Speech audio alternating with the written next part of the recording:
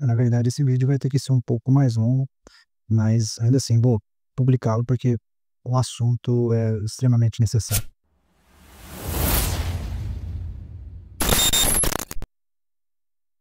O que você precisa fazer para ser mais saudável, para não só viver mais, mas também viver melhor? Seria, não sei, tomar um suplemento específico ou um medicamento?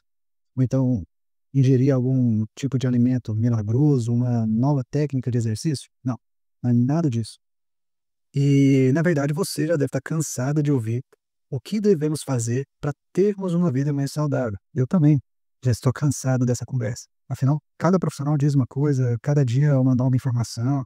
A questão é que praticamente é impossível fazer tudo o que dizem que deve ser feito para que tenhamos uma vida mais saudável. Hoje em dia, a rotina, se a sua rotina for parecida com a rotina da maioria dos brasileiros, certamente ela é muito corrida, né. Você vai ter que trabalhar, vai ter que cuidar dos filhos, atentar-se aí à sua rotina de estudos, enfim. E por isso é muito difícil seguir todas as recomendações que se vêem na internet. Ainda para piorar, muitas dessas recomendações podem ser falsas ou, para dizer o mínimo, não tem fundamento científico algum. E é exatamente essa a minha intenção com esse vídeo aqui, que é resumir o que realmente precisa ser feito e que pode ser feito mesmo em rotinas agitadas, para que você acrescente vida aos seus anos e não apenas anos à sua vida. Minha ideia aqui, então, é de apresentar 6 hábitos que, segundo evidências científicas robustas, têm maior impacto na nossa saúde e que, portanto, praticá-los minimiza consideravelmente seu risco de desenvolver alguma doença ou incapacidade no futuro. E eu já adianto aqui, pessoas que têm esses comportamentos, que eu vou dizer em breve, vivem em média de 10 a 15 anos a mais, comparado aí com pessoas que não praticam, ou que não têm esses comportamentos, esses hábitos. Então essas pessoas, elas adoecem menos, têm, menor número de internações e têm mais autonomia e independência física na velhice. Mas antes de falar o que você deve fazer para viver mais e viver melhor, eu preciso aqui apresentar o problema, senão nada do que eu disser vai fazer muito sentido, vai ser mais do mesmo. Serão mais recomendações jogadas no meio desse oceano de informações que nós já temos. E eu pretendo fazer isso dando destaque a dois problemas principais. O primeiro deles começa com uma boa notícia. Dos poucos bons movimentos sociais que podemos observar atualmente, precisamente do aumento do número de pessoas que se preocupam com a sua saúde. E isso é realmente louvável e merece destaque. Mas o grande problema é que esse movimento, bom em si mesmo, como eu já disse, é que ele vem acompanhado de um outro movimento que tem um aspecto bastante negativo, que é a difusão, né, a disseminação de informações erradas, incompletas ou então imprecisas, difundidas nas redes sociais. E quando esses dois movimentos se encontram, nós temos uma verdadeira catástrofe. Porque se de um lado nós temos pessoas buscando cuidar mais de sua saúde, e se do outro nós temos informações falsas sobre saúde amplamente acessíveis, não é difícil enxergar que muitas pessoas encontrarão, e não só isso, acreditarão e também seguirão tais informações como se fossem verdadeiras.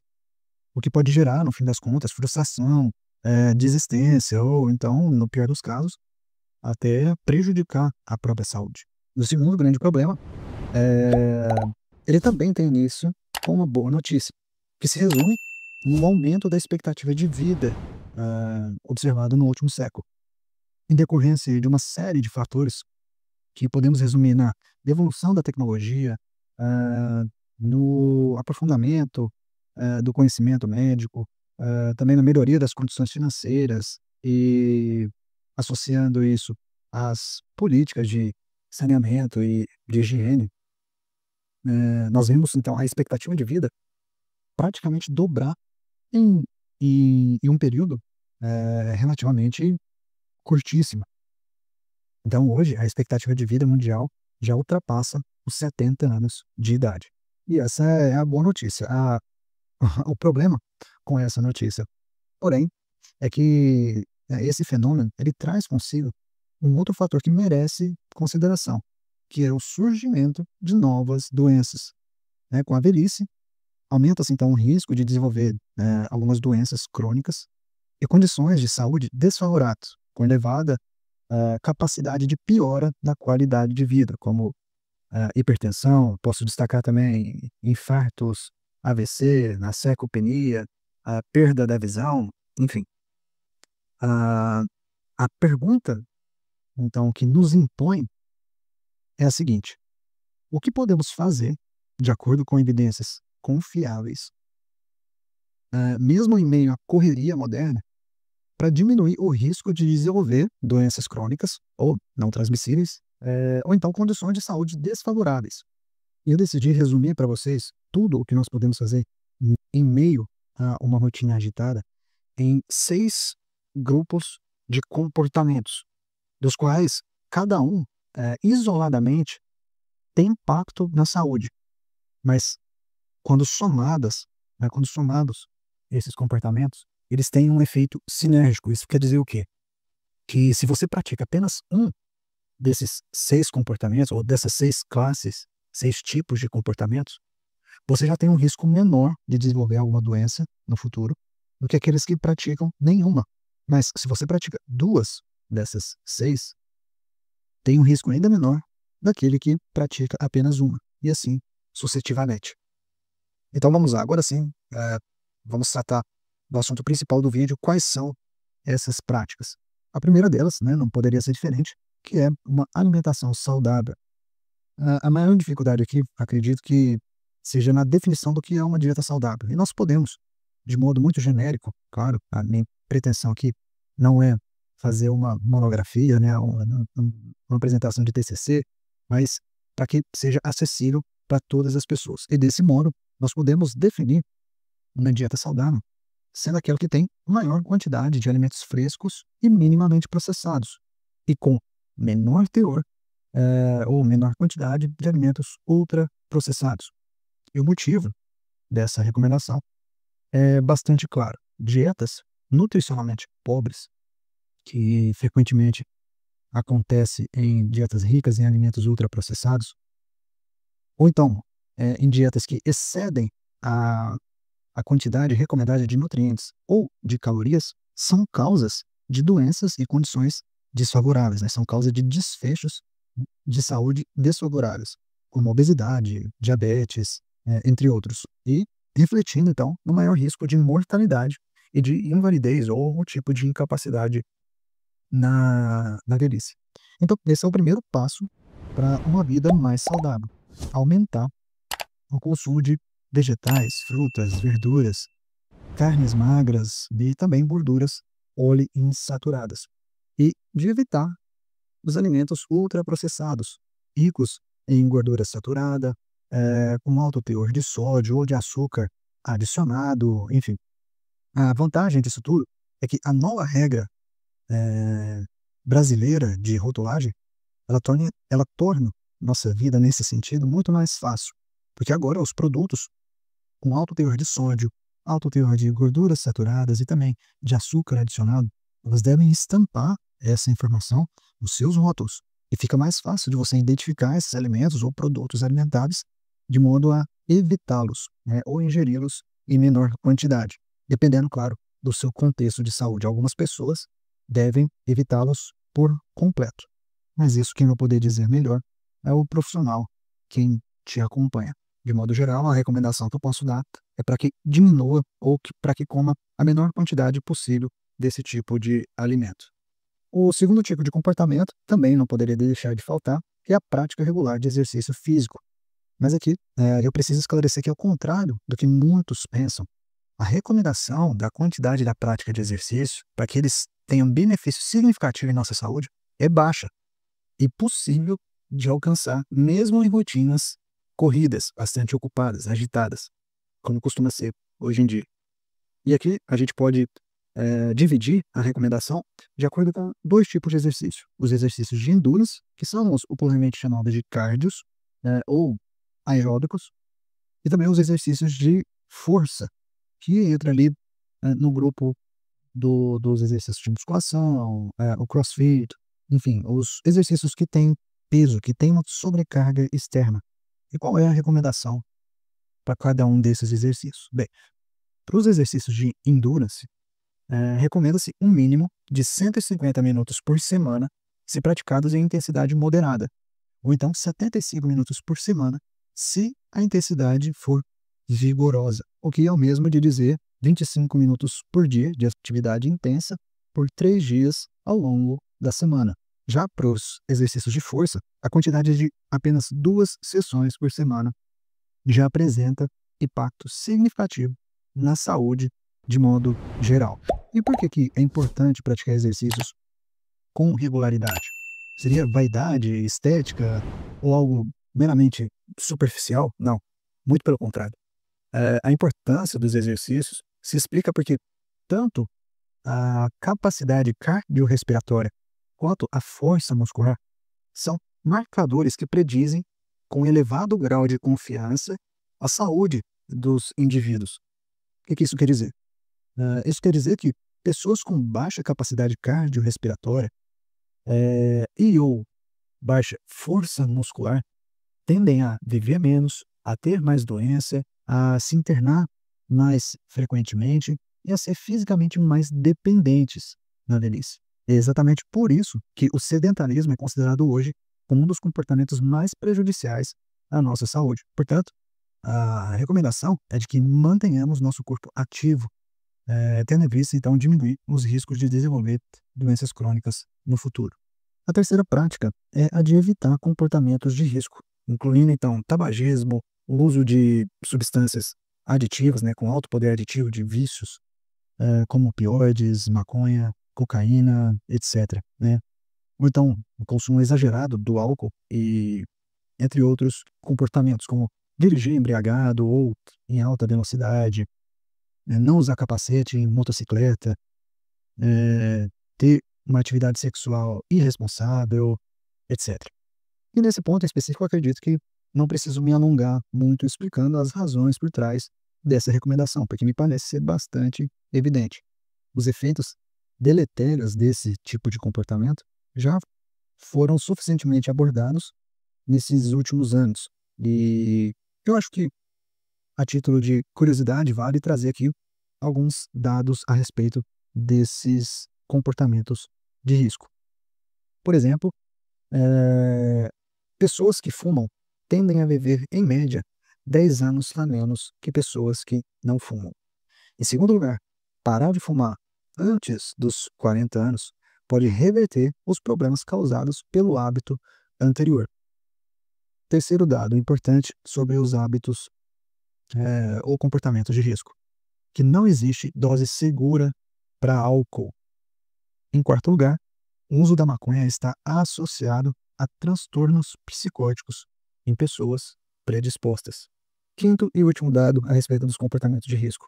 Nos Estados Unidos, entre os anos de 2022 e 2023, os opioides, que é uma classe de medicamentos, causaram cerca de 300 mortes por dia.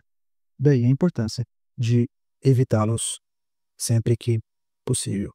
O quarto conjunto de comportamentos que impactam significativamente a nossa saúde de acordo com o que nós temos de melhor de evidência científica, eu posso incluir 3 hábitos, que é o gerenciamento do estresse, a qualidade do sono e a saúde mental. E é importante entender que o estresse agudo, ele é necessário para a nossa sobrevivência. Não é o estresse em si um mal, mas sim quando ele ocorre de modo crônico, ou seja, quando você se expõe continuamente a situações estressantes. Uma série de doenças estão relacionadas com estresse crônico e, portanto, saber gerenciar situações estressantes impacta significativamente na prevenção dessas doenças. E é claro, a gente não pode cair aqui em um extremo e dizer que você tem que evitar todas as situações estressantes, porque isso seria impossível. Ou então fazer de conta que elas sequer existem, Mas, na verdade, o que nós temos que fazer aqui é aprender a lidar com essas situações estressantes. Esse é o primeiro ponto desse quarto conjunto de hábitos. Não cabe aqui falar em detalhes as técnicas possíveis de gerenciamento de estresse, mas se você quer que eu trate mais sobre esse assunto, se você tem interesse nesse assunto, que eu traga mais esse assunto para discutirmos, deixa aqui nos comentários que eu vou ter o prazer de preparar também um conteúdo sobre esse tema extremamente importante para os dias de hoje. Mas o que eu já posso antecipar aqui, porque faz parte exatamente do tema que nós estamos tratando nesse vídeo, é que uma das formas de lidar com o estresse é dormir com qualidade. E por isso que a higiene do sono entra como um dos fatores que cada vez mais tem ganhado importância na nossa saúde. Basta pensarmos que o sono é uma necessidade fisiológica, como o comer e o respirar. Portanto, é evidente que se você não dorme bem, aumenta-se o risco de doenças crônicas. E eu vou deixar aqui para vocês um vídeo curto no qual eu falo especificamente sobre a higiene do sono. Então vale muito a pena depois você dar uma olhada também nesse vídeo para aprender um pouco mais sobre essa técnica, para que você consiga melhorar o seu sono sem uso de medicamentos. Bem, mas voltando aqui a tratar a respeito do estresse, nós temos um outro fator que não se resume ao controle do estresse, né? Ele não se limita a isso, mas também está fortemente relacionado com isso, que é justamente a saúde mental. E entre o controle do estresse e a saúde mental, existe uma certa relação bidirecional, né? Bilateral, que quer dizer que uma pessoa mentalmente doente tende a gerenciar mal o estresse. E, por outro lado, o estresse crônico, ou a exposição crônica a situações estressantes, aumenta o risco de desenvolver doenças mentais. E ambos podem desenvolver outros tipos de doença e aumentar o risco de mortalidade. E tudo isso que eu estou apontando aqui para vocês, eu vou abordar em mais detalhes nos vídeos futuros, tanto a respeito do gerenciamento de estresse, quanto a saúde do sono e também a respeito da saúde mental. Bem, e aqui preciso me ater um pouco mais, porque a quinta prática, ela é indubitavelmente a mais negligenciada atualmente. Sim, mais do que a prática regular de exercícios, mais do que a alimentação saudável, mais do que qualidade do sono, enfim, que são as relações sociais e o sentido da vida. Bom, vamos começar então pelas relações sociais. Ora, é muito fácil entender isso. Nós somos seres sociais. E a sociedade em que nós vivemos certamente impacta na nossa saúde. É por isso que alguns estudos mostram que o isolamento social, ou a solidão, ou relações sociais doentias, desfavoráveis, estão relacionados a piores desfechos de saúde. Tanto é assim que o efeito benéfico de relações sociais